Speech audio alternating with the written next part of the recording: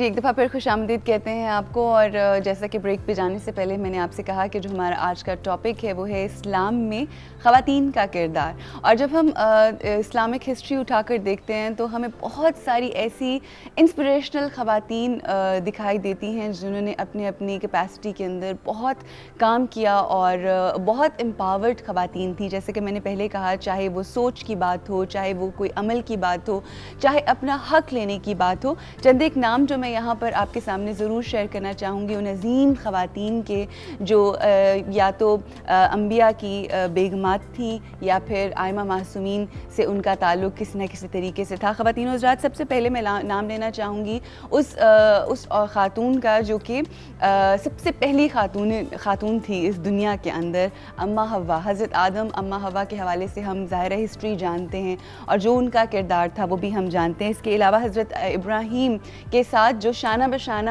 چلی be be Hajra, انہوں نے بھی بہت اہم کردار ادا کیا. اس کے بعد حضرت مریم، جن کی عصمت کے حوالے سے اور جس طرح سے انہوں نے اپنی زندگی گزاری، پاک دامنی جن کی مشہور تھی، ان سے بھی ہم سب واقف ہیں اور بہت اہم کردار ہے ان کا اسلام کے حوالے سے جب ہم بات کرتے ہیں. حضرت خدیجۃ الکبریٰ علیہ السلام، جو کہ حضور پاک صلی اللہ علیہ وآلہ وسلم کی بیوی تھی، ان کا اگر آپ کردار دیکھیں، جن کو محسنہ اسلام بھی کہا جاتا ہے اور جس طرح سے انہوں نے خدمت کی اسلام کی، اس حوالے سے بھی ہم بات کریں گے. حضرت بی بی فاطمہ الزہرا سلام اللہ علیہا، ہم سب واقف ہیں اس ہستی سے جو حضور پاک صلی اللہ علیہ وآلہ وسلم کی بیٹی تھی. اور جب آپ اگر ہسٹری پڑھیں تو آپ کو ان کی امپاورمنٹ کا اندازہ یہاں سے ہوتا ہے کہ کس طرح سے جب حضور پاک صلی اللہ علیہ وآلہ وسلم کا وصال ہوا اور وہ نہیں رہے اس دنیا کے اندر، تو کس طرح سے وہ اپنے حق کے لیے لڑیں، which is an example for today's women, کہ کس طرح سے آپ کو اپنے حق کے لیے کھڑے ہونا ہے. اور اگر آپ اپنے حق کے لیے کھڑے نہیں ہوتے تو دنیا تو آپ کو آپ کا حق نہیں دیتی. اینڈ ٹورڈز دی اینڈ جناب بی بی زینب عالیہ، جن کا کردار کربلا میں اگر ہم دیکھتے ہیں، اور اگر آج بھی کربلا کا ذکر ہوتا ہے، اور آج بھی اگر حضرت امام حسین علیہ السلام، جو کہ نواسہ رسول صلی اللہ علیہ وآلہ وسلم تھے، جب ان کا ذکر ہوتا ہے اور جو حق اور باطل کی نشاندہی کی جاتی ہے، وہ ان کا کردار تھا. اور جس طرح سے ایون جنگ کے اندر انہوں نے کردار ادا کیا. اور میں آپ کو بتاتی چلوں کہ حضرت امام حسین علیہ السلام جب بھی کوئی ڈیسیجن لیتے تھے یا کوئی بھی عمل پیرا ہوتا تھا یا کوئی بھی کام ہوتا تھا، تو اپنی بہن سے مشورہ لے کر کرتے تھے. تو آپ یہ سوچیں کہ کس طرح سے ہماری یہ تمام خواتین جو تھیں، اسلام کو جنہوں نے سرو بھی کیا، وہ کتنی امپاورڈ خواتین تھیں. تو کون کہتا ہے آج کے زمانے کے اندر کہ اسلام کے اندر یا اسلام وہ ایسا دین ہے جو عورتوں کو امپاور نہیں کرتا؟ جتنی امپاورمنٹ آپ کو اسلام کا دین جو ہے وہ دیتا ہے خواتین کو، خاص طور پہ میرا نہیں خیال کہ کہیں پہ بھی ملتی ہے. خواتین حضرات، آج جیسے کہ میں نے آپ سے کہا تھا، ایک خاص دن ہے. خاص دن اس طرح سے کہ حضرت خدیجۃ الکبریٰ علیہ السلام کی آج رحلت کا دن ہے. ظاہر ہے دکھ کا دن ہے، مگر ہم سب جانتے ہیں ہر وہ زیرو جو اس دنیا کے اندر آتی ہے اس کو لوٹ کے اپنے رب کے پاس جانا ہے. مگر ان کے حوالے سے ہم ضرور بات یہ کرنا چاہیں گے کہ آپ بیٹی تھی خویلد، ایک رچ فیملی تھی عرب کی، اور تقریباً 90,000 اونٹوں پر ان کی فیملی کی، خاص طور پہ جناب خدیجۃ الکبریٰ کی جو تھی وہ تجارت ہوا کرتی تھی. اور ان کے بارے میں ضرور بتانا چاہوں گی کہ ہم سب واقف بھی ہیں، but still I would like to share it with you, کہ حضور پاک صلی اللہ علیہ وآلہ وسلم کو خود سے انہوں نے پرپوز کیا.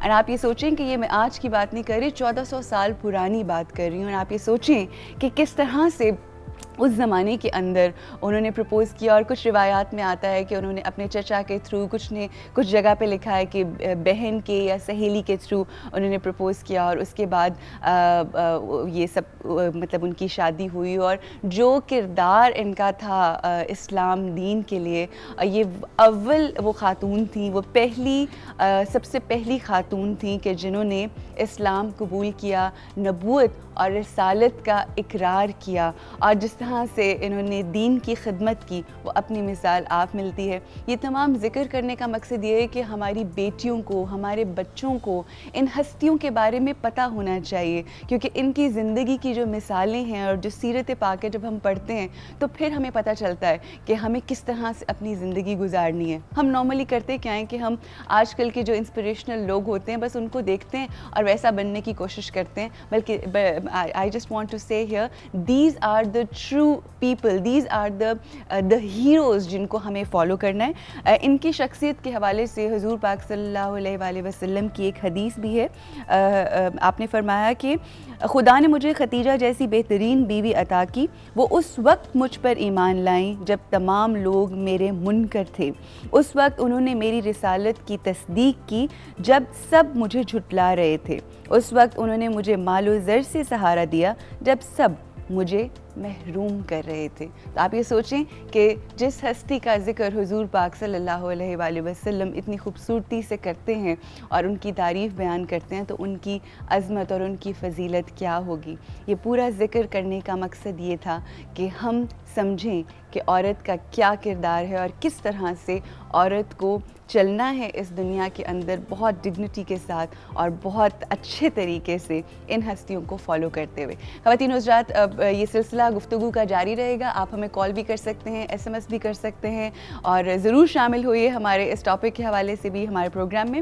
اس وقت ہمارے ساتھ جو ہمارے گیسٹ موجود ہیں، ان کی آمد کا میں ہمیشہ بہت ان کا شکریہ ادا کرتی ہوں، کیونکہ جو کام انہوں نے سر انجام دیا ہے، I always say that he is absolutely blessed۔ قرآن پاک کو جس طرح سے منظوم صورت کے اندر نظم کی صورت میں انہوں نے بیان کیا ہے، خلاصہ اس کا، I think it's just out of this world۔ ہمارے ساتھ ہیں خورشید کمال صاحب۔ السلام علیکم، کیسے ہیں خورشید صاحب؟ ٹھیک ٹھاک ہیں؟ ایک دفعہ پھر آپ کو ہم خوش آمدید کہتے ہیں، اور جی تو یہ چاہتا ہے کہ اتنی ماشاءاللہ خوبصورت آپ نے جس طرح سے اس کا خلاصہ بیان کیا ہے پنجابی شاعری کی صورت میں، تو دل چاہتا ہے ہر روز آپ سے ملاقات ہو اور کچھ نہ کچھ سننے کو نصیب ہو، مگر آج کا دن جو ہے وہ بڑا خاص ہے، آپ نے پورا سنا بھی، اور آج کا دن اس لیے بھی خاص ہے کہ آج ایک ایسی سورہ کا ہمیں نظم کی صورت میں ہمیں ترجمہ خلاصہ سننے کو ملے گا جو کہ بہت ہی خوبصورت، میری بڑی